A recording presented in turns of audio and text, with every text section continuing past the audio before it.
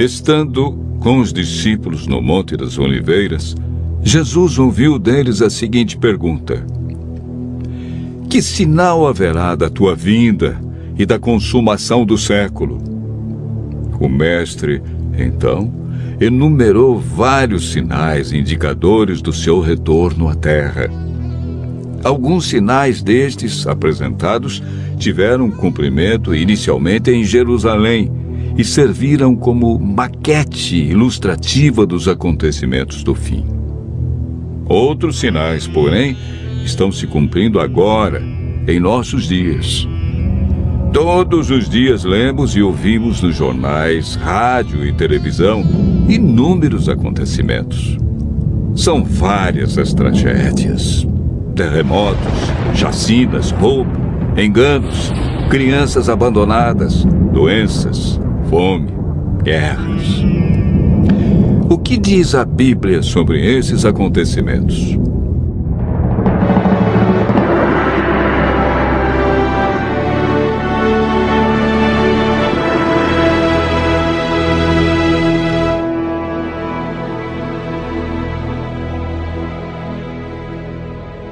Vamos analisar os sinais que antecedem a sua volta em 3 partes.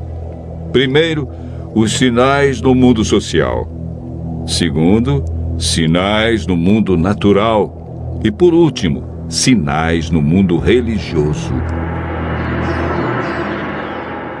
Os sinais no mundo social estão descritos em Mateus 24, versos 6, 7 e 10. Jesus profetizou que antes de sua volta, o mundo estaria envolvido em guerras, fome, nação contra nação, reino contra reino, traição e ódio entre as pessoas. Na segunda carta de Timóteo, capítulo 3, versos 1 a 5, nos fala de tempos difíceis. Desemprego, fome, pessoas egoístas, avarentas, pessoas blasfemando de Deus, filhos desobedientes à paz, homens sem domínio de si. Esses sinais no mundo social são provenientes da obra de Satanás e não de Deus. Na segunda parte do nosso estudo, falamos a respeito dos sinais no mundo natural. Mateus 24, versos 7 e 29, fala de sinais que estão acontecendo e que já aconteceram. No dia 19 de maio de 1780, o sol escureceu. Esse dia ficou conhecido como o Dia Escuro. Na região leste dos Estados Unidos, tão densas eram as trevas que as lamparinas foram acesas ao meio-dia. A lua, embora fosse cheia, negou-se a iluminar. A ciência não conseguiu explicar esse fato sobrenatural, mas a Bíblia o apresenta como um dos sinais que antecede a vinda de Cristo.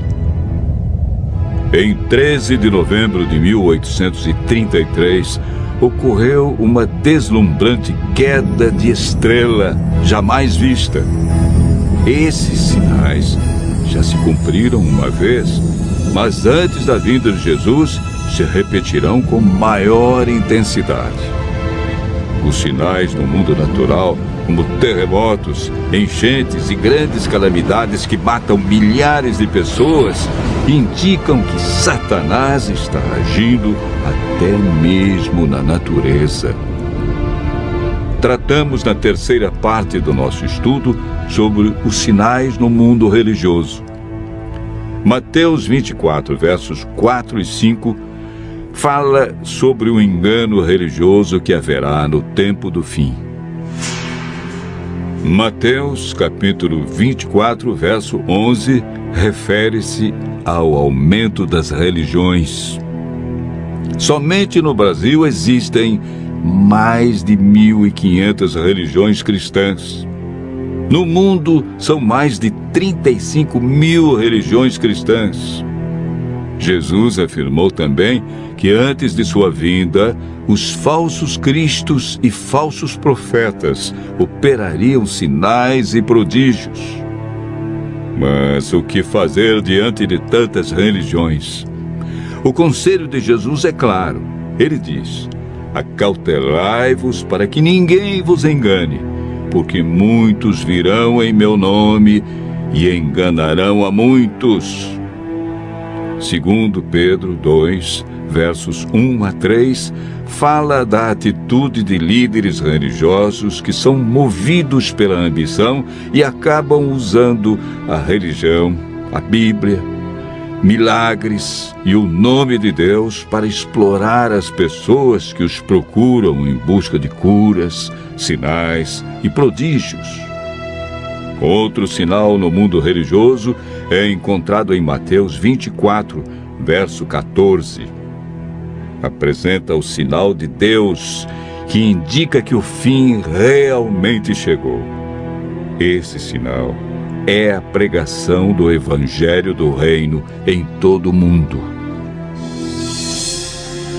O apóstolo Paulo nos fala em Gálatas, capítulo 1, verso 6, de um outro evangelho que parece ser bíblico, mas não é. Esse evangelho é o falso evangelho de Satanás, pois este sabe que pouco tempo lhe resta e está empenhado em difundir os seus terríveis enganos. O que devemos fazer para não sermos enganados diante de tantas religiões?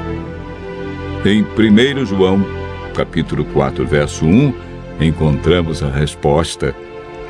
A Bíblia nos orienta a provar se os espíritos provêm de Deus ou não, ou seja, comparar. Aquele que quiser fazer a vontade de Deus deve comparar a doutrina da Bíblia com aquilo que outros ensinam. Por que Deus manda provar? De acordo com Mateus 7, verso 15, o engano vem parecendo verdade. Paulo afirma que não é de admirar, porque o próprio Satanás se transforma em anjo de luz. Não é muito, pois que os seus próprios ministros se transformem em ministros de justiça, e o fim deles será conforme as suas obras. Segundo Coríntios, capítulo 11, versos 14 a 15. Satanás tem poder para encantar as pessoas. Se mostra de maneira diferente e apresenta a verdade de forma distorcida.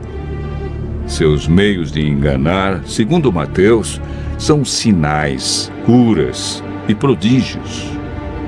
De acordo com a Bíblia, estamos vivendo nos últimos dias e Satanás sabe que lhe resta pouco tempo. Por isso sua ira se volta intensamente contra aqueles que seguem os mandamentos de Deus. O diabo quer nos levar a cometer iniquidade e nos desviar do evangelho verdadeiro, pois também tem o seu evangelho para enganar, torcer e mudar as verdades divinas. Este grande conflito que começou no céu e passou pelo Éden, agora chegou até você. Quem vencerá em seu coração?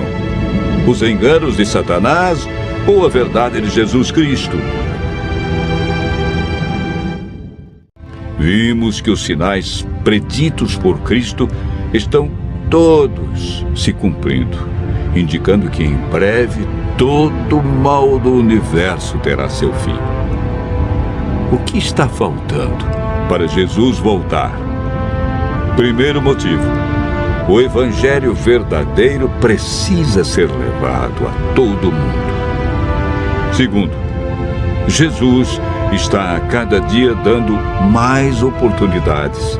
Ele é paciente e espera uma decisão de cada um de nós ao lado da verdade. Lucas 21, verso 28, declara que, ao começarem estas coisas a suceder, exultai e erguei a vossa cabeça, porque a vossa redenção se aproxima. Continue ouvindo a voz de Deus. Em breve, vamos contemplar Jesus vindo sobre as nuvens do céu com poder e grande glória.